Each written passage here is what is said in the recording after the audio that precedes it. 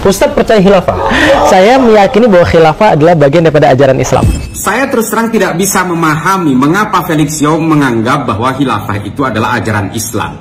Saya kira Felix harus belajar sejarah soal ini. Coba bayangkan, setelah Nabi Muhammad wafat, bahkan jenazahnya belum dimakamkan, konflik antara kaum muhajirin dengan ansor sudah terjadi. Karena mereka berdebat siapa pengganti Nabi.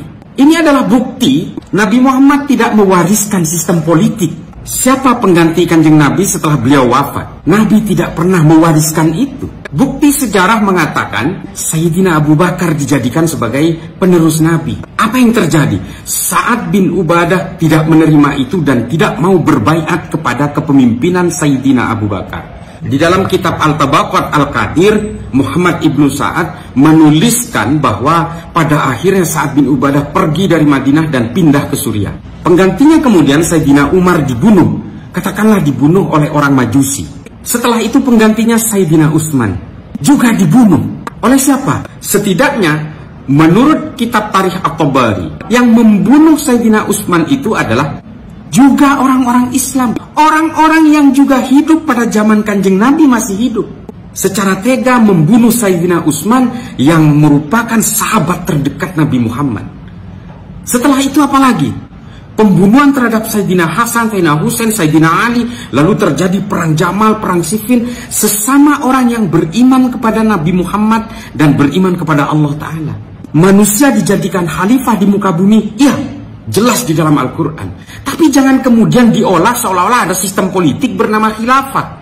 Belum kita berbicara tentang kekejaman-kekejaman di masa khilafah Bani Umayyah, Bani Abbasiyah, Utsmaniyah, Bani Umayyah di Eropa. Kakak membunuh adiknya, adiknya membunuh kakaknya. Belum kita berbicara tentang perang antara Bani Abbasiyah dan Bani Umayyah yang dinamakan dengan perang Zab, yang terjadi di pinggiran sungai Zab di Irak. Itu perang sesama umat Islam, hanya memperebutkan dinasti.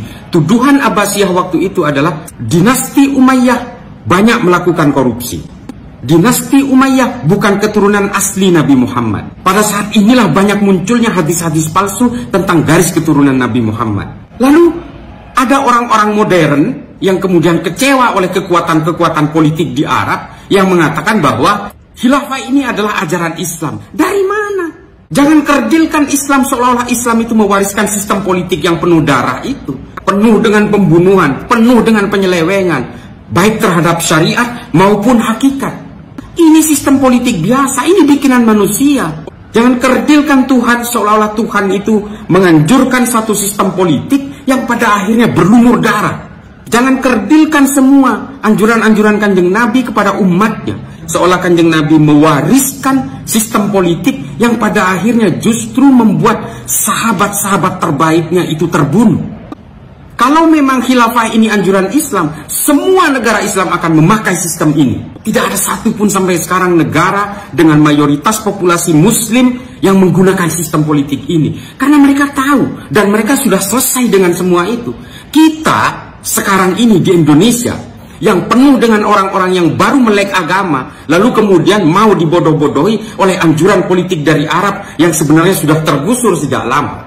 Kalau Anda mengatakan khilafah adalah ajaran Islam, mana aturan-aturannya? Sedang Nabi Muhammad saja tidak membuat aturan-aturan tentang kekuasaan politik. Jadi tolong kepada seluruh umat Islam di Indonesia, jangan mau dibodoh-bodohi oleh Hizbut Tahrir, seolah-olah kepentingan kekuasaan mereka itu dilegalisir oleh agama. Jangan mau hanya dibodoh-bodohi oleh postulat politik yang datang dari Arab, sementara di Arab sendiri tidak ada yang mau pakai. Nah, Islam memang dirancang untuk menguasai spiritual, bukan kekuasaan teritorial. Dimanapun Anda berada, di gunung, di hutan, di lautan, silakan memeluk Islam. Karena Islam adalah rahmat bagi seluruh alam semesta.